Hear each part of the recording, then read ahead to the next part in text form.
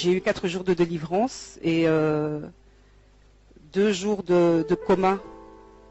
De coma spirituel. Enfin, mon âme n'était plus là.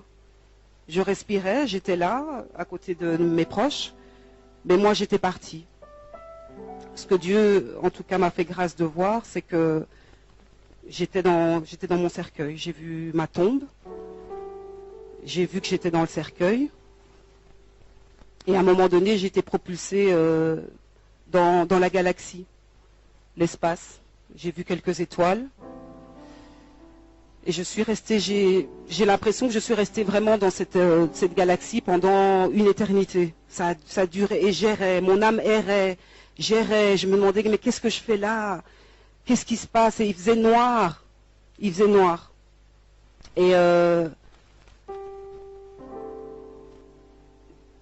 après ce que j'ai vu les ténèbres, donc une nuée très sombre. Et une nuée et la lumière en fait. Donc j'ai compris par la suite parce que j'entendais des voix.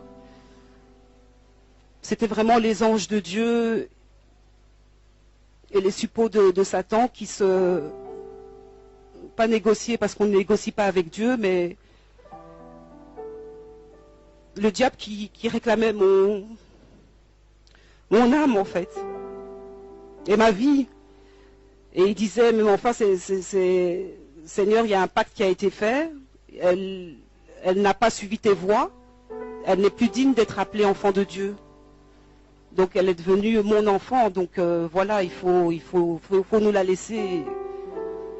Donc c'était vraiment comme s'il y avait un combat spirituel entre les ténèbres et la lumière.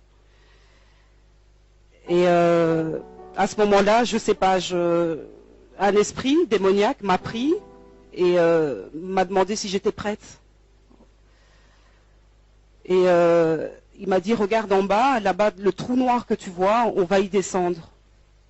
Et là, j'ai commencé à crier. Et je criais réellement, puisque ma sœur m'a dit par la suite, quand j'ai retrouvé mes esprits, que Dieu est vraiment grand et il a tout fait. C'était vraiment sous son contrôle, parce que la manière dont tu criais, c'est pas possible qu'on n'ait pas eu des voisins qui sont venus à la maison pour réclamer des tapages nocturnes en plus, puisque ça se passait la nuit. Et donc cet esprit démoniaque m'a précipité dans le trou. Et en fait, j'ai vu de la terre, on descendait vraiment les profondeurs de la terre. J'ai vu beaucoup de terre et il faisait noir et je criais, et il faisait noir. Et au plus on s'enfonçait, au plus je criais. Et puis à un moment donné, on s'est arrêté, comme dans une espèce d'ouverture, comme dans une grotte. Et là, l'esprit m'a dit, est-ce que tu es prête? Parce que ici, c'est l'enfer. Et on va commencer à prendre... Je suis vraiment désolée. Hein. Et il m'a expliqué qu'il y avait 7 niveaux en enfer. Et que là, on allait commencer au premier niveau. Donc il m'a amené au premier niveau. Moi, je fermais les yeux et je disais non, non. Et je criais au Seigneur. Je disais Seigneur, Seigneur, non, pardon pour ce que j'ai fait. Je me repentais. Et l'esprit démoniaque me disait c'est trop tard, c'est trop tard.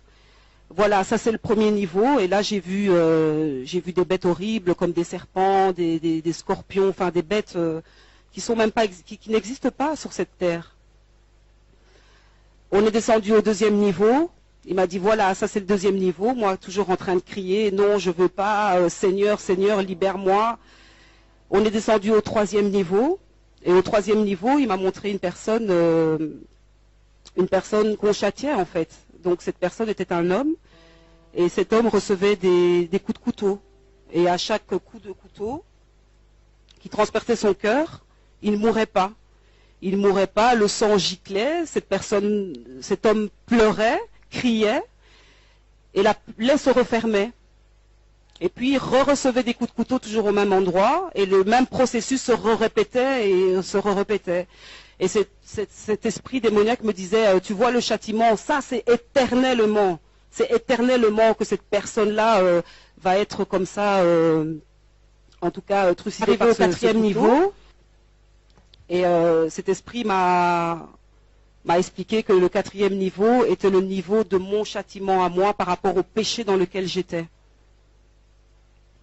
Donc péché sexuel, hein, puisque j'ai été condamnée par rapport à ça. Et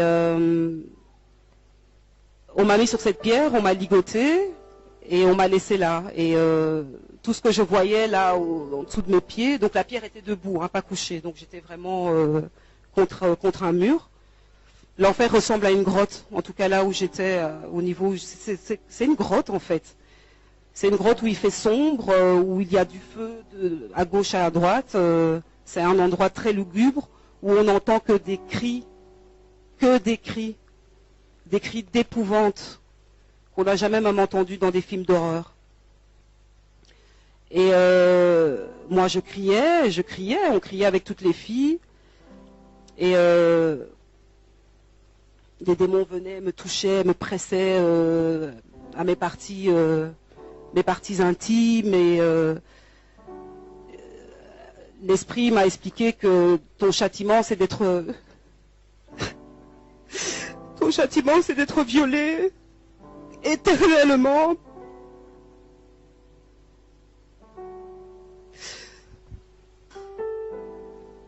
Et naissaient des enfants de ces relations en fait. Tu n'as pas le temps de dormir en enfer. Tu ne dors pas. J'ai cru que j'y étais depuis des siècles.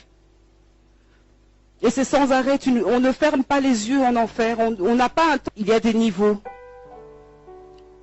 Il y en a 7.